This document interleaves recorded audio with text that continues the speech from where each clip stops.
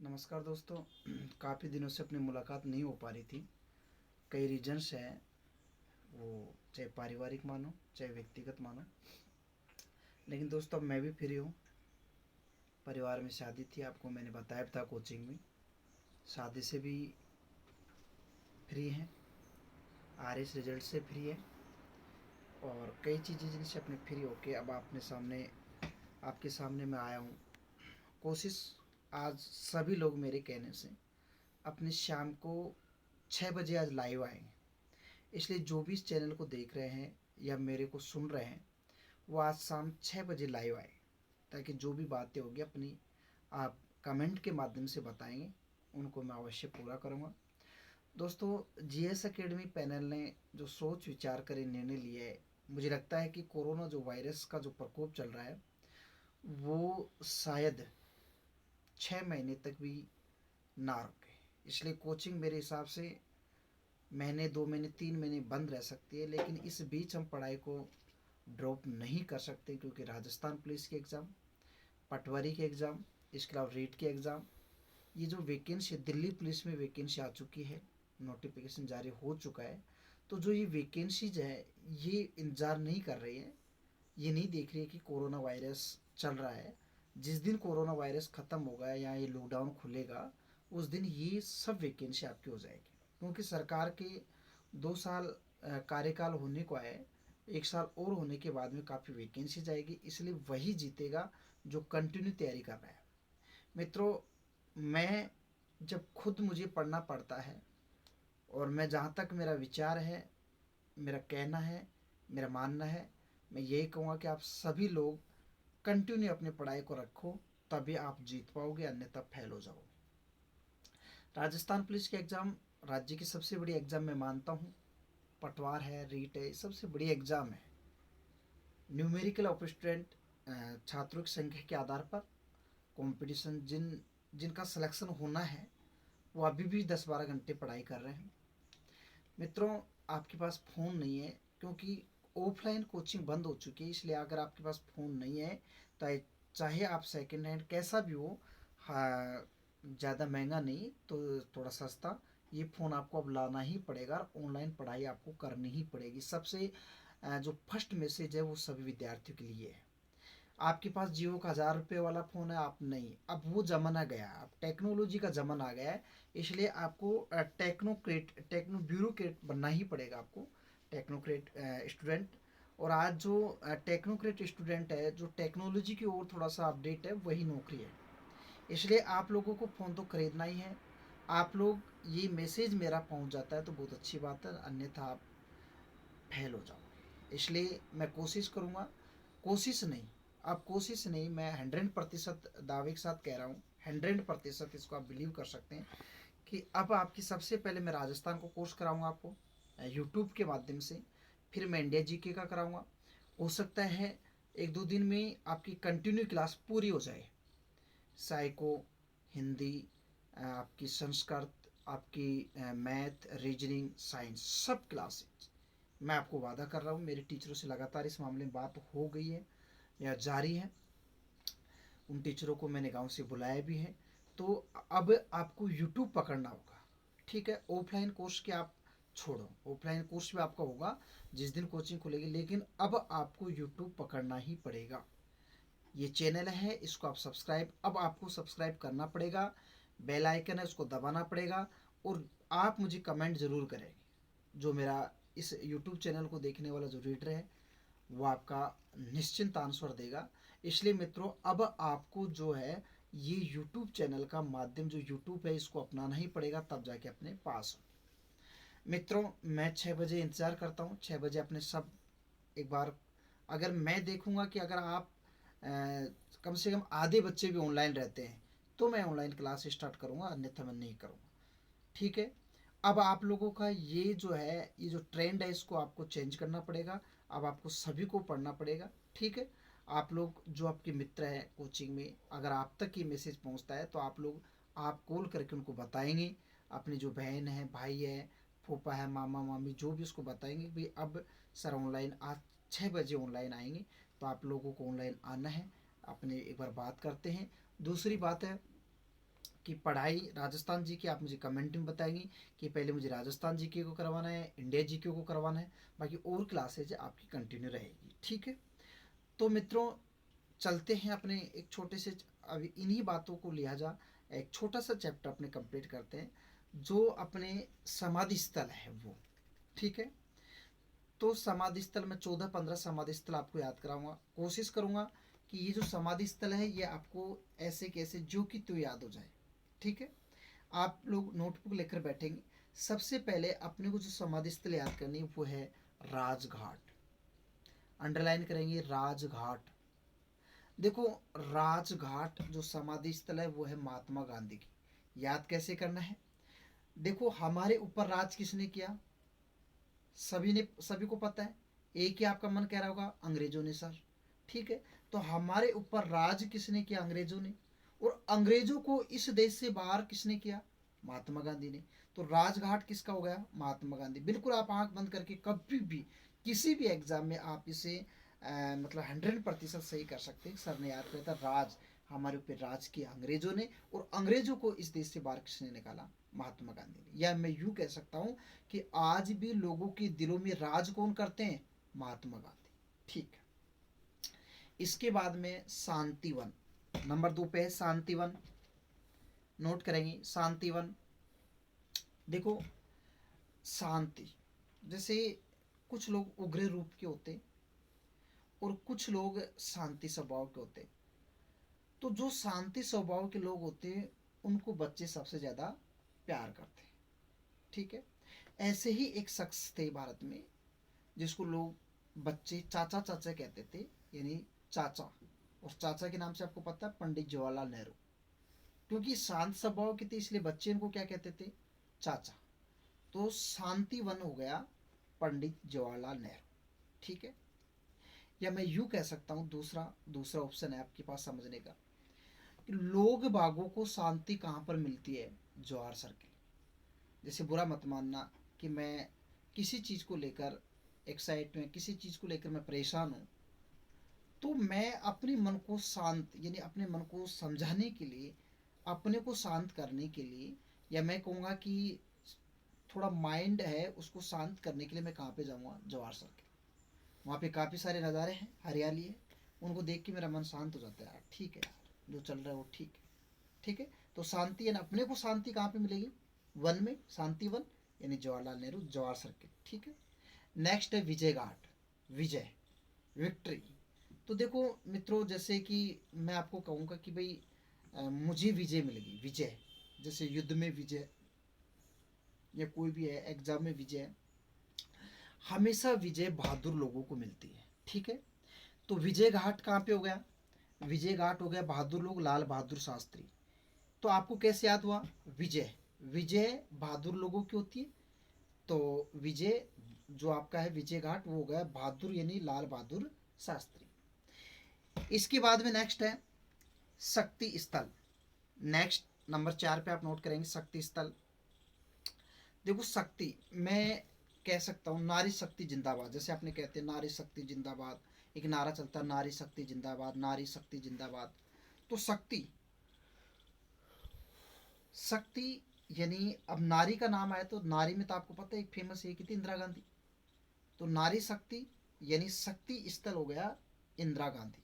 ठीक है, शक्ति स्थल क्या हो गया, इंदिरा गांधी। नेक्स्ट नंबर 5 पे आप अंडरस्टैंड करेंगे, लाइन करेंगे अभय घाट।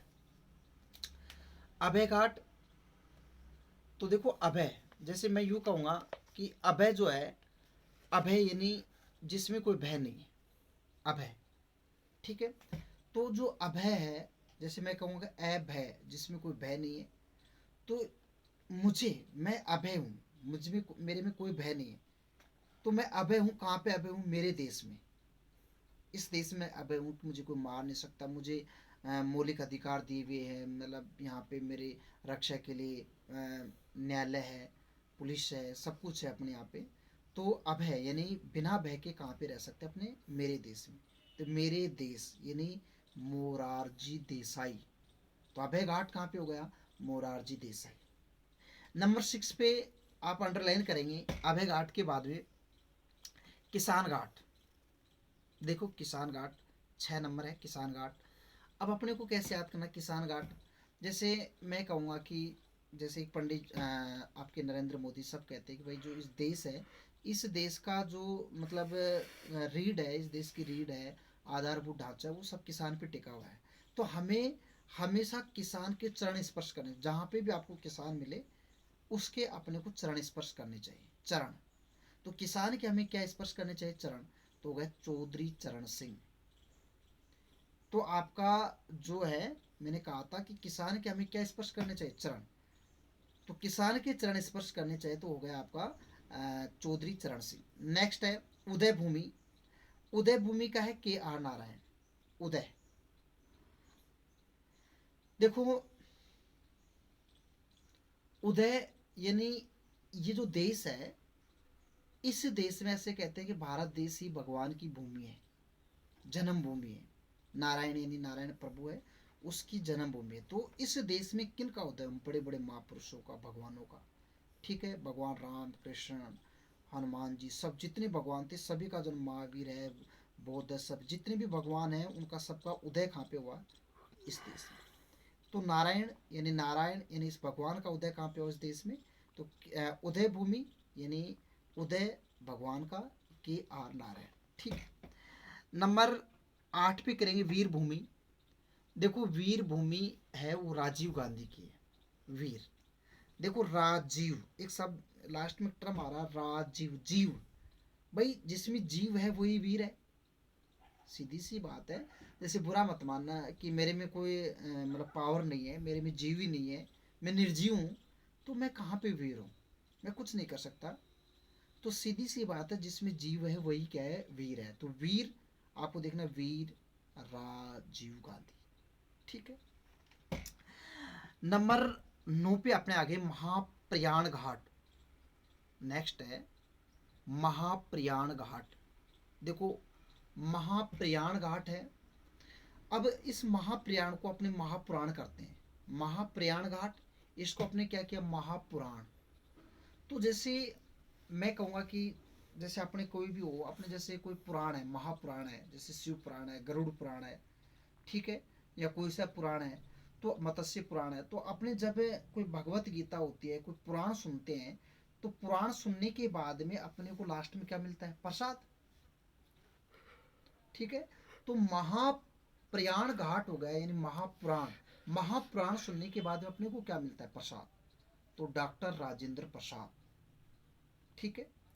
मैं गारंटी के साथ कह सकता हूँ मित्रों कि अगर यहाँ पे ये जो आपका चैप्टर याद हो गया तो ठीक है, बाकी फिर आप देश के किसी भी टीचर से पढ़ लेंगे आपको याद नहीं होगा। अगर यहाँ पे याद हो गया तो ठीक है, हो गया, बाकी फिर नहीं होगा। इसलिए आप एक दो बार वीडियो को देखेंगे, कंटिन्यू देखेंगे तो आपको याद हो जाएगा, ऐसी मेरी गारंटी है। ये जो छोटी एग्ज़ाम है, जैसे दिल्ली पुलिस है, रेलवे है, राजस्थान पुलिस है, कई बार बड़ी एग्जाम में भी यहाँ से क्वेश्चन आ जाते हैं कि फलाना घाट किससे संबंधित, तो वहाँ पे अपने कन्फ्यूज हो जाते हैं। जब अपने को ये वीडियो देख रहे हैं, अपने एक लॉजिक तरीके से एक 100% मतलब दावे के साथ इसको सही कर सकते, तो अपने को क्यों कोशिश करनी चाहिए और करनी चाहिए। ठीक है। मैं जिस हिसाब से आपको पढ़ा रहा हूँ इस वे से आप याद करेंगे, दूसरों को सुनाएंगे, तो नेक्स्ट आदमी वो आप पे इम्प्रेस रहेगा कि यार वास्तव में कितना अच्छा समझा इसे। दूसरा तरीका इसको समझने का है महाप्रयाण। तो इसको जो महाप्रयाण है इसको आपने महाप्रलय करेंगे। आपको मतलब महाप्रलय किससे होती है? इंद्र भगवान से। तो इसमें आ रहा है राजेंद्र, इंद्र आ रहा है, तो राजेंद्र प्रसाद। नेक्स्ट है नंबर 10 पे आ गए अपने, और नंबर 10 पे है नारायण घाट। तो नारायण घाट में आ गया गुलजारी लाल नंदा। ठीक है।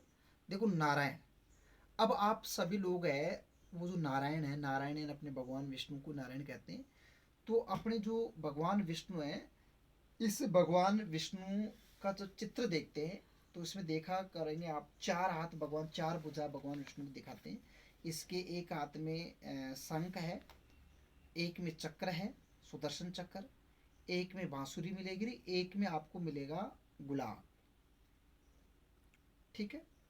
ध्यान रखना, आप इमेज करना या आप सर्च कर लेना, या आप एक बार भगवान विष्णु की मतलब एक बार फोटो देखना, तो उस भगवान विष्णु की फोटो में 4 हाथ है, तो 4 हाथ में एक में तो आपको बांसुरी मिलेगी, एक में आपको सुदर्शन चक्र मिलेगा, एक में आपको शंख मिलेगा, एक में मिलेगा आपका गुलाब का फूल, फूल गुलाब का।